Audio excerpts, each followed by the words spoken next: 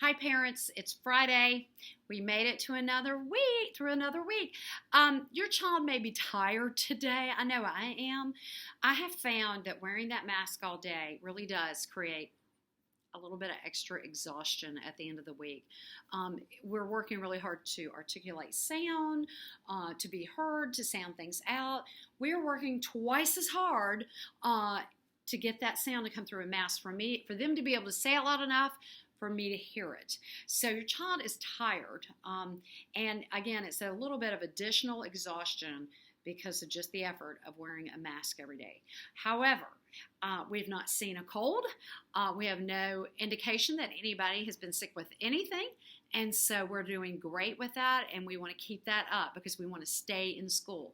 And we want to remember that any exposure we have outside of school, we're bringing that into school. So think about that. I know that just for psychological health, we do need play dates occasionally and an interaction, but just keep in mind to keep that limited so our exposure is limited. I am trying to limit who I'm exposed to so I don't bring that into the classroom. So it was a huge, tremendous week in kindergarten this week. We're so excited because we started blending and reading words. Not only did we encode, which means to tap and blend sounds to make a word, we decoded, we spelled words. And we want to teach those skills at the same time.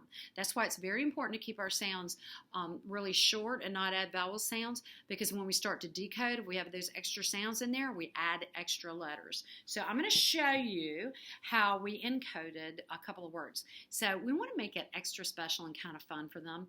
So today, they all got a witch finger to tap and blend with. Since we're near Halloween, I thought that might be a good way to start blending and reading. So I'm going to show you how we tap dog. So we come up here, we take our witch tapping finger, we're going to touch each letter and sound it out individually. So it's d, g, d, g. Then we're going to swipe 3 times and blend it. Dog, dog, dog. So I show them how to do it. So when they come up, this is how they do it. D, g, dog, dog, dog. And we get that blending really quickly. Another method that we used, we had a magic blending ball. Of course, this is just a pom-pom. But to them, it's a magic blending ball. Another good way to tap and blend words. So, show you, this is the word dad. Again, they just take their blending ball and tap under each letter and make the sound. D, a, d, d, a, d. Dad, dad, dad, and they make the word disappear. That's what's magical about it. And the last word on the board is God. So we flipped dog to show that if we flipped it, we could make the word God. Something they hear all the time in Christian and godly play. And so I have taught them how to tap. And it's real important that you help them develop this skill at home. They will use this through 3rd, 4th grade. I've talked to kids that I've tutored before who went on and said they kept using that that tapping skill throughout elementary school. So what I ask them to do is pretend like they're holding their pencil in their writing hand. And they take their non-writing hand and they turn it towards their face. I'm going to turn around like I would be tapping if I were tapping out a word. I am right-handed, so I tap with my left hand. So I'm tapping with my non-writing hand, and I'm going to tap the word God. G, a, d. So I tap from left to right, starting with my pointer finger. G, a, d. God, God, God. And I blend by pulling my thumb across my fingers. So it's G, a, d. God, God, God. And I tap left to right just like I read left to right. The reason that you teach tapping in their non-writing hand is I also ask them to spell the word dog today. I'm going to erase these 2 up here. And I told them to spell it. So I said, first let's tap the word. So we tapped d, a, g. I said, all right, let's write the letter for the first sound. It was d. So they wrote the letter. What's the next sound? Ah. Write the letter. G. Write the letter. I did not have to put my hand down and pick up a pencil and stop the process to write the word. If I'm writing with one hand and tapping with the other, I can increase fluency and speed without having to put my pencil down. If I were putting my pencil down between each letter and tapping the sound, it's very typical the child will get lost. They just can't do that fluently if they're stopping and they're picking their pencil up, and they won't be able to sound it out. The second thing we learned is a spelling rule this week, and they really enjoyed it. It was really cool. We tapped the word odd. I have it on the board. So we learned that if a word ends in double letters, you drop one of the letter sounds and you only tap once. So the word odd, O-D-D, we took a red chalk and we marked out that last D because it's 2 letters, but they only get one sound. They only get one tap. So watch me tap odd.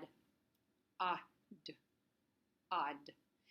And I wrote several words on the board that ended in double letters. Hill, ill, fell. And we tried to sound them out. And I said, now let's start by sounding out all the letters that we see and see what it sounds like. So it was odd-da-da, fa-el-la-la. And I said, now that's odd, right? And so we marked out those last letters, sounded out the words, and realized that when you have 2 letters, they only get one tap or one sound.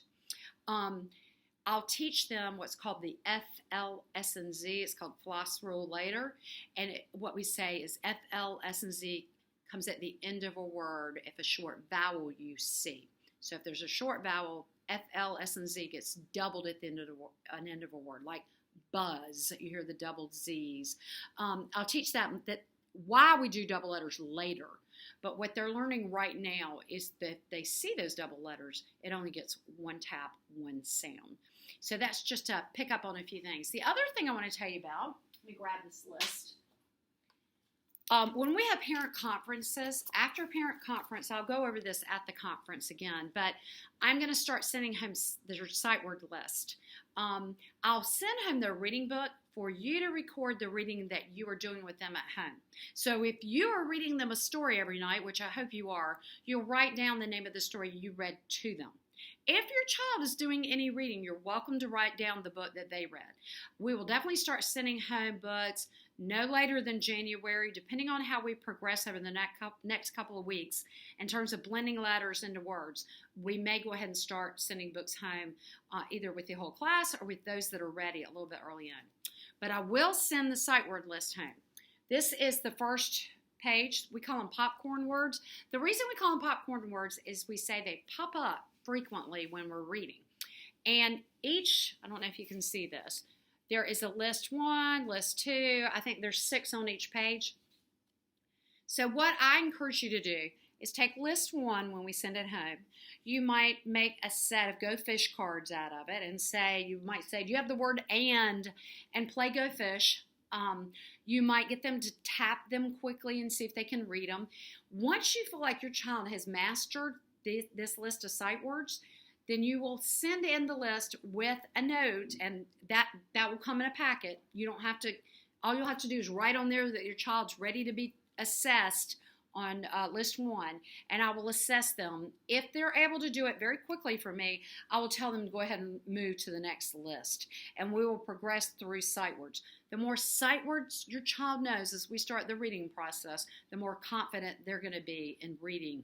And we've been doing a little bit of sight word search while we're waiting for carpal numbers, and they have loved it. They've really gotten into it, and some of them are already starting to recognize a lot of the sight words. So I'll let you go ahead and start working with these, and again, we'll be assessed. Do not have your child tap and sound out a sight word. Some of them are decodable, and we say that some of them can be tapped out.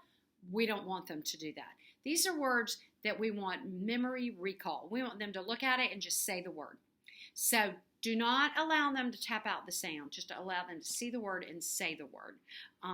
Sometimes if I'm reading with a child and they get stuck on a sight word, I'll let them do it if it's decodable. But I want them to know these. As far as my checking them on their list, they have to be able to look at it and tell me it immediately. If they hesitate or they're not quite sure, they're not ready to be assessed. I want them to know them quickly, quick recall. But I can't get over how great the class did this week reading the first words. And they were so excited. And I don't think they realized they had that skill yet where they could blend sounds And more importantly, I don't think they knew they could spell words, but they certainly did that, and we did a lot of writing. You'll see that in the pictures this week. Hope y'all have a great weekend. I'll look forward to talking to you in about a week for conferences, and it'll be my pleasure, and I'm sure Miss Williams' pleasure to tell you how great these kids are doing. Have a great weekend.